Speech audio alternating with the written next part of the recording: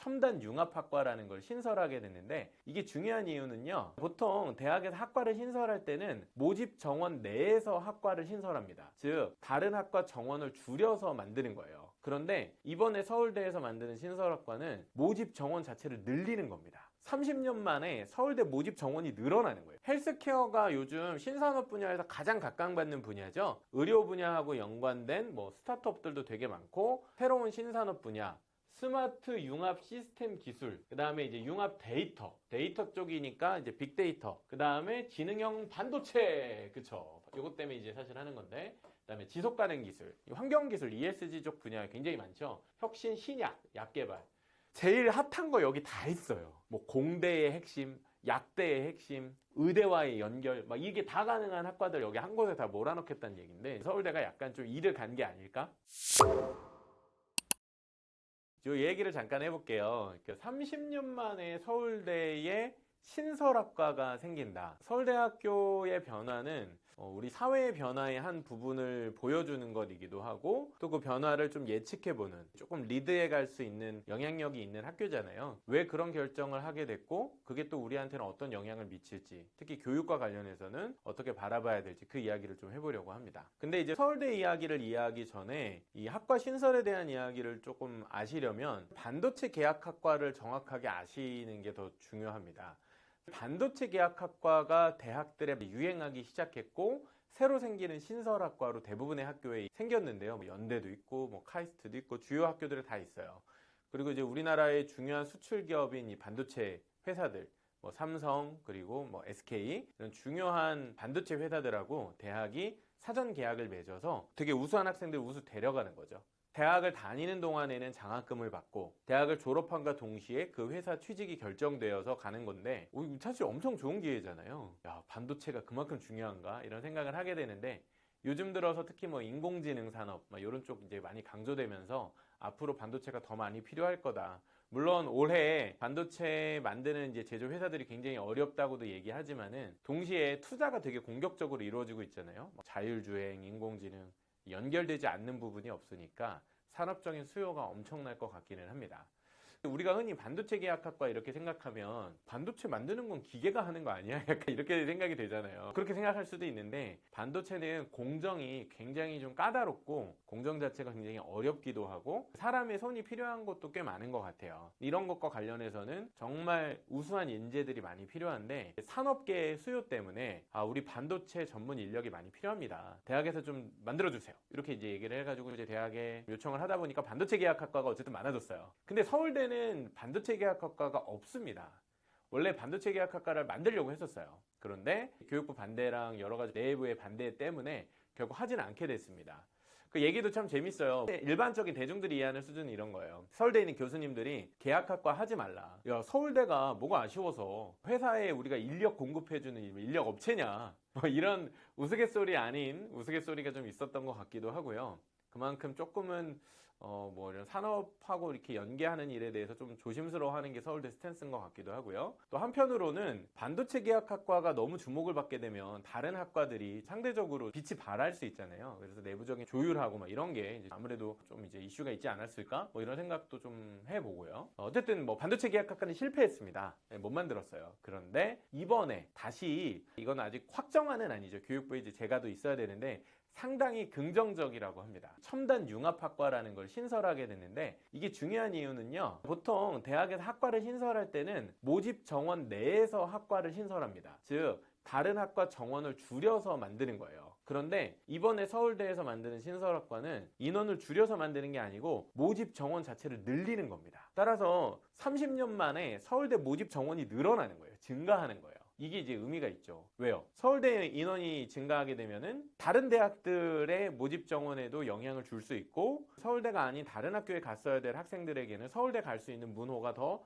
넓어진다는 거죠. 30년 만에 처음 있는 일이기 때문에 결국에는 결정이 된다고 하면 비교적 빠르게 입시에 적용이 될 텐데, 빠르면 내년 혹은 그 다음 해쯤에는 현실화될 수 있다. 서울대 정원이 늘어난다. 서울대 정원 늘어난다는 얘기는 굉장히 중요한 얘기입니다. 그래서 이제 이런 부분들의 관점을 가지고 이 이슈를 바라봐 주시면 좋을 것 같아요. 기타 내용을 좀 한번 살펴볼까요? 서울대가 학부 입학 정원을 300여 명 정도 늘려서 반도체, 데이터과학 등을 가르치는 첨단 융합학부를 신설하겠다고 했다. 300명이면은 거의 단과대학 하나 정도입니다. 인원이 굉장히 많은 거예요. 작은 학과는 30명, 많은 학과 60명, 물론 공대는 막 100명 넘어가는 경우도 있지만은 이렇게 되면 거의 학부만 되는 거기 때문에 이거는 굉장히 큰 변화긴 합니다. 교육부에 신청했다. 작년 6월 국가 핵심 산업인 반도체, 첨단 산업 분야의 인재를 공급하기 위해 수도권과 지방 구분 없이 첨단학과, 아까 제가 얘기했죠? 반도체 계약학과 입학 정원을 늘릴 수 있도록 규제를 풀기로 했어요.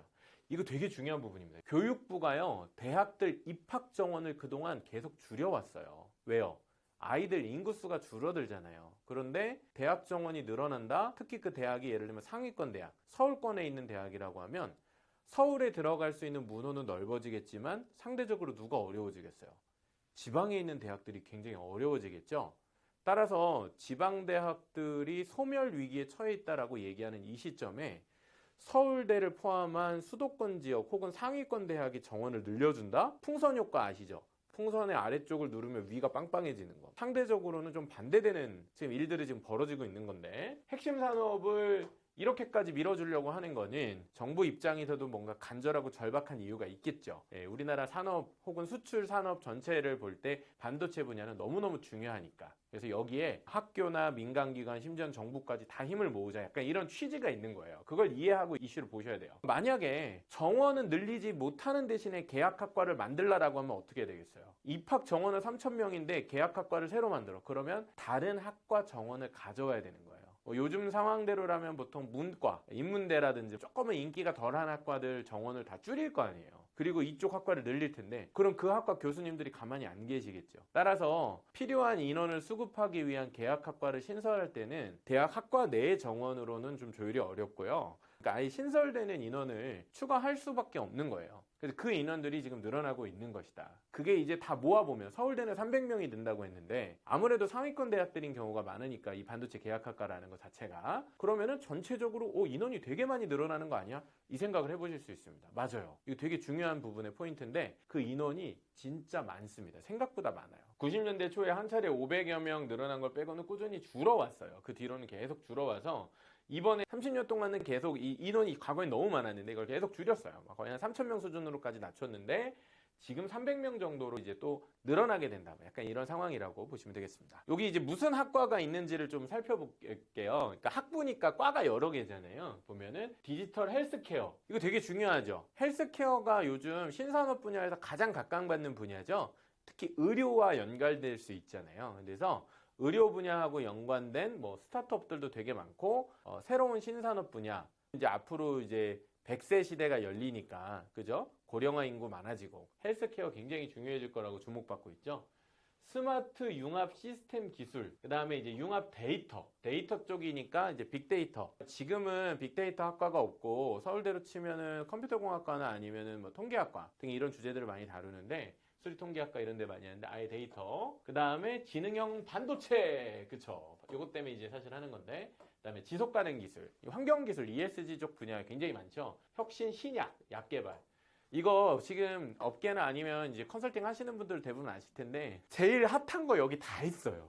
그러니까 무슨 얘기냐면 공대의 핵심, 약대의 핵심, 의대와의 연결, 이게 다 가능한 학과들 여기 한 곳에 다 몰아넣겠다는 얘기인데 서울대가 약간 좀 일을 간 게 아닐까? 자, 입학 정원은 한 330명 정도, 인원이 굉장히 많은 겁니다. 저는 서울대학교에서 사회과학대를 나왔는데요. 사회과학대 정원이 저 정도 되는 걸걸요? 아마 한 학년 정원이, 저희 과는, 저는 인류학과 나왔는데 30명이었고 그 과가 10개 정도 있어요. 경제학부가 좀 크고 해도 한 500명 내외 정도일 것 같은데 엄청난 규모입니다. 학부생 정원을 4,739명에서 3,200명 정도까지 여태까지 계속 줄여왔는데 이게 300명이 더해지면은 3,600명 정도인데 서울대 입장에서는 정원을 10%나 늘리는 겁니다. 10% 늘리는 건 굉장히 많이 늘리는 거거든요. 만약에 이제 서울대가 이렇게 늘리는 게 서울대만 그런 게 아니라 이미 다른 학교들도 10개 학교만 늘렸다고 해보세요. 몇 명 늘어나는 거예요? 3,000명 늘어나는 겁니다. 3,000명이면 대학 하나가 새로 생기는 거나 마찬가지예요. 서울대에 300명이 중요한 게 아니고 그게 만약에 10개 대학에서 동시에 벌어졌다면 저 위에 있는 상위권 학교가 하나 생긴 거나 마찬가지라고요. 그렇게 이해해 볼 정도로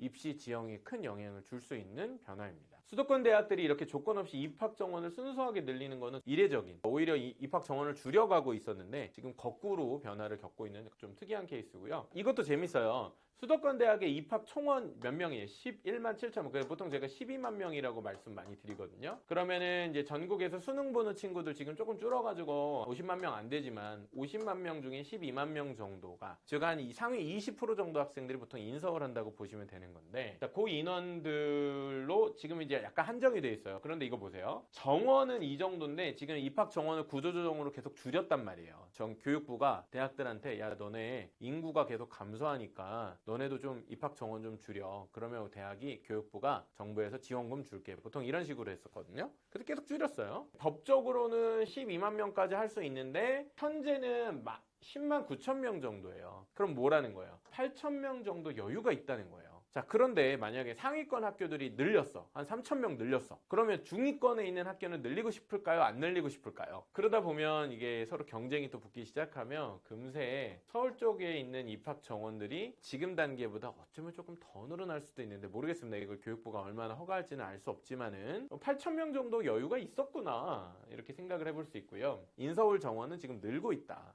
이거는 또 다른 기사에서 좀 가져왔던 내용인데요. 학교가 어떻게 운영되는지 그 커리큘럼이요. 근데 제가 보니까 너무 매력적이에요. 첨단 융합학부는 학생 교육 과정이 파격적으로 운영된다. 이런 말 쉽게 안 나오거든요. 학생들은 1학년 때는 교양과 리더십 교육을 받아요. 그러니까 뭐냐면 아예 그냥 리더가 될 거라고 생각하고 키우는 거예요. 제가 생각해보면 교수님이랑 1대1 튜터링도 많이 하고 어떤 산업 분야 리더들 와가지고 이제 네트워크도 만들어주고 이런 거 할지 모르겠어요. 2학년 때 전공 6개를 개론 수준으로 두루두루 접해요. 무슨 얘기예요? 2학년 때까지 전공이 안 정해진다는 거예요. 3학년 때 하나를 정하고 2년간 배우는데 선택권 최대한 보장하는 거. 선택권 최대 보장이라는 건 뭐예요? 학과별 정원을 두지 않겠다는 거예요. 예를 들면은 300명이 들어왔지만 300명 중에서 한 절반 150명이 반도체 학과 가고 싶다. 다 허용해 주겠다는 얘기예요. 서울대 생각이래요. 현재로서는. 와, 이거 진짜 파격적인 거예요. 전공 선택의 자율성은 학생들에게 엄청난 매력이거든요. 왜냐하면 내가 대학을 가지만 무슨 학과를 가야 될지 잘 몰라. 근데 반도체 계약학과를 가면 난 이제 삼성전자 들어가야 되나? 약간 이렇게 생각할 수 있잖아요. 아니라는 거예요. 제일 똑똑한 애들 데려다가. 와, 장학금도 엄청 주겠죠. 그러니까 이거는 진짜 제가 볼 때는 서울대는 아직 이런 과가 없었거든요. 모든 과들이 사실은 그냥 수평적으로 좀 운영이 되었어요. 근데 이거는 약간 좀 치트키 쓰는 것 같은 느낌이 좀 있어요. 반도체 전공을 선택하는 학생들에게는 혜택을 주게 뭐겠어요? 장학금이 엄청 가겠죠. 자, 그러면 이게 우리 애들한테는 무슨 영향이 있을까요? 이거 되게 중요한데, 저는 이제 저희 학원에 만약에 제가 가르치는 우리 아이들이 있다면 저는 이 6개 전공 내용들에 대해서 애들이 잘 이해하게 좀 가르쳐 주고 싶어요. 제가 지난달에 탐구 주제 이런 거 말씀드렸잖아요. 또 고교 학점제 이런 거 말씀드렸었는데, 고교 학점제 핵심이 뭐냐면 진로 진학을 연계하는 거죠. 그렇다면 지금의 기준이 아니라 이제 내가 사회에 나가 한 10년 후쯤에 어떤 걸 준비해야 되는지 우리 아이들이 알아야 되는데, 그때 알았으면 하는 6가지 정도의 주제가 여기 다 있는 것 같아요. 자, 그럼 입시랑 이걸 연결해서 생각해 보자고요. 서울대에 첨단 융합학부가 생겼어요. 그러면 고등학생이 이 학교에 가려면 수시로 가겠죠. 이제 수시 정원이 늘어난다고 가정해보면 종합전형으로. 그러면 이 학생의 고교 생기부대에 요 주제들, 아까 보셨던 그 6가지 주제들이 딱 들어있는 거예요. 그럼 맞는 거잖아요. 내가 관심만 맞닿아 있다면 어느 과든 갈 수 있을 뿐더러 특히 첨단 융합학부 같은 경우에는 그런 주제를 직접 가르치려고 하니까 얼마나 이게 맞아지겠어요. 근데 이제 이 학과가 뭔지도 모르고 이런 주제가 산업별에 있는지도 모르고 크게 고민이 없던 친구들의 입장에서는 사실은 좀 제대로 포트폴리오를 준비할 수가 없겠죠. 따라서 이런 주제 내용들을 일단은 누가 알아야 돼요? 부모님이 아셔야죠. 왜냐면 우리 애들은 관심 없잖아요. 부모님이 알고 알려주시는 거예요. 야, 서울대에 과가 새로 생겼대. 너 서울대 안 갈 건데? 그래도 좀 알아놓으면 좋잖아. 이렇게 얘기를 하다가 저기 나왔던 주제들 중에서 야, 뭐 스마트, 엄마 스마트가 뭐야? 이렇게 얘기라도 되면 그게 저는 좋을 거라고 보는 거예요. 자, 그 다음에 학부와 석사 과정을 연계할 수 있는. 그래서 사실 이 분야들은 학부 전공으로 할 수 있는 게 아무것도 없어요. 그래서 아마 분명히 석박사를 무조건 해야 되는 영역들일 텐데 이게 원래 석박사 통합과정이라는 건 존재하잖아요. 근데 학부와 석사를 연계한대요. 학부 4년에 석사 2년. 이런 게 근데 이거 있어요. 서울대 이미 있어요. 치의학과. 치의학과는 치의학 석사 과정으로 또 돼 있어서 6년을 공부를 해야 돼요.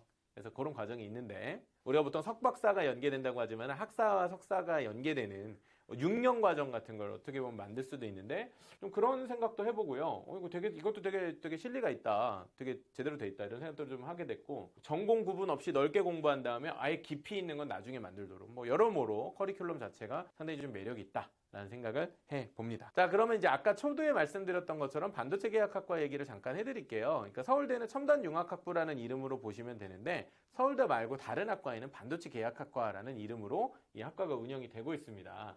이제 지스트에서 반도체 공학과 신설을 했는데 이거는 삼성전자하고 같이 만든 학과예요.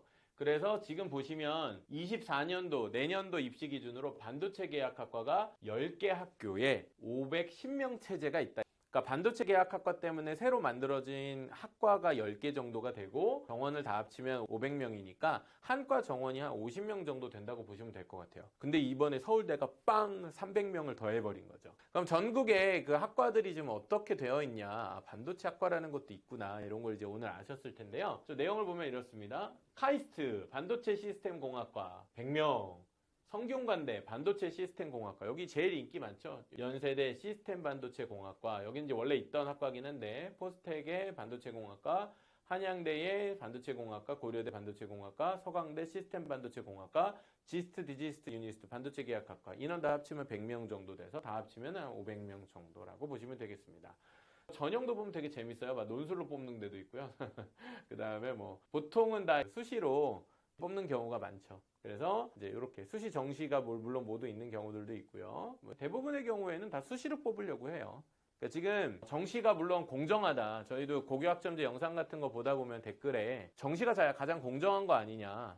수시가 예를 들면 부모의 어떤 재력, 경제력, 그런 정보력 이런 거에 영향을 너무 많이 받아서 불공평한 거 아니냐, 이런 걱정들이 좀 있으신데 물론 맞는 말입니다. 그런데 저는 조금 오해하고 계신 게 시가 굉장히 공평할 거라고 생각하고 계신 부분들이 꼭 사실과 그렇지는 않습니다. 그러니까 이제 과거 생각대로라면 수학 정석 들고 독서실 가서 혼자 파면, 물론 지금도 가능합니다만은 현재 예를 들면 강남 지역 같은 경우를 예를 들어 드리면 거의 80% 학생들이 재수를 하거든요. 그러니까 대치동에서 지금 가장 잘 되는 학원은 재수 학원들입니다. 재수생들이 다니는 학원.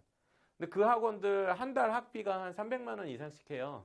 그러니까 지금 정시는 부모의 어떤 서포팅이나 이런 도움 없이 아이들이 그냥 혼자 열심히 하면 할 수 있는 거 아니야 라고 생각하시는 부분들이 오히려 굉장히 조금 실제 상황과 굉장히 다르게 이해하고 계신 부분이고요. 오히려 농어촌 지역이나 지방 쪽 이렇게 정시 공부를 할 수 없는 지역은 수시가 기회라고 굉장히 많이 생각하고 있어요. 그러니까 아무래도 이제 뭐 경제력이나 아니면 정보력에서 지방은 훨씬 더 좀 서울보다는 여건이 좋지 않을 수 있잖아요. 근데 그쪽이 오히려 학종이 더 좋다고 생각을 한다니까요. 굉장히 입시는 복잡하죠. 저도 이게 되게 쉬운 문제는 아니라고 생각합니다만은, 자, 그래서 이런 변화가 일단은 제가 얘기하는 거 이게 뭐 좋다 나쁘다가 아니라 이런 게 있다는 걸 좀 알고 계시고 이런 변화가 우리 아이들에게도 또 하나의 선택지로서 고민될 수 있으면 좋겠고, 우리 사회가 필요로 하는 영역이니까 이 부분이 각광을 받는 걸 거 아니에요. 근데 그런 관점에서 좀 이해를 하시면 좋을 것 같습니다.